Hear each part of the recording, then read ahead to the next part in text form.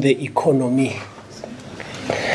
Decolonizing is to colonize. Me ha re bua ka Sesotho, colonization ke ho hapa. Me motho ya o hapang o hapa ka mabaka ohle ka ba ngona lona hore a etse jwalo. Jwale ha re tla tabeng ya decolonization re bua ka ho heletsa.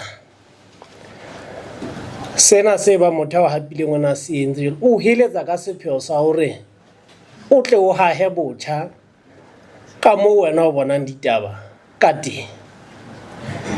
Ha re bua ka economy re bua ka batho, re bua ka setjhaba.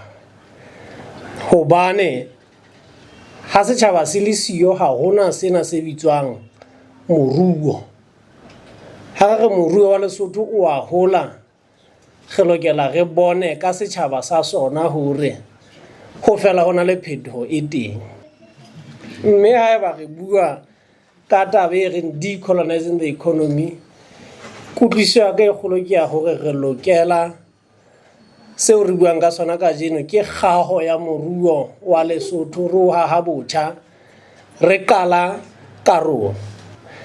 Taba ena e tla mo ke reng hore re qale ho haha moruo wa rona botjha re lokela ho qala ka puo.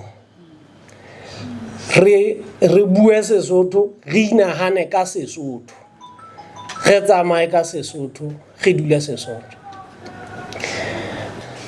Taba eo e bonang ka badisana le leruo la diphoofolo ke la hore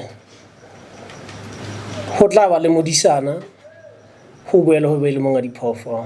Monga diphoofolo ha ena he empa ke yena a fepang diphoofolo tseno. Kgwebong hona ba di shareholder, hona di director. Well, director ya tlase ke basebetsi, ke badisana batho bana ba disa kgomo ena monga yona e bitswang kgwebo. Shareholder ge ne sa theoheleng e ntse sheba fela gona di profit tsana ntse di tsamaya ke monga mohlape. E le hore taba ena e teng Sesothong ha e ntjha, kgwebo ha e fihli ho rona re le Basotho. Empa re qala pele ka hore re sekolong re etse MBA, ha o hlaloswa mona ho bua sekgwa se stele jalo ka ka ntho tsena di a fihla. Ha re inahana ka Sesotho se utlwahalang hantle re tla tseba hore hoseng Mosotho o ja bohobe, mme bohobe bo entswe ka koro. Ha qeta ho ja bohobe o nwa lesheleshele kapa motoho o entswe ka mabele. Empa Lesotho mona ha re leme mabele, ha re leme koro. Hobane re kena dikolo tsa English medium, ngwana entseng sekgowa sekolong ke yena bohlale, ngwana buang sekgowa habo o ja di cornflakes.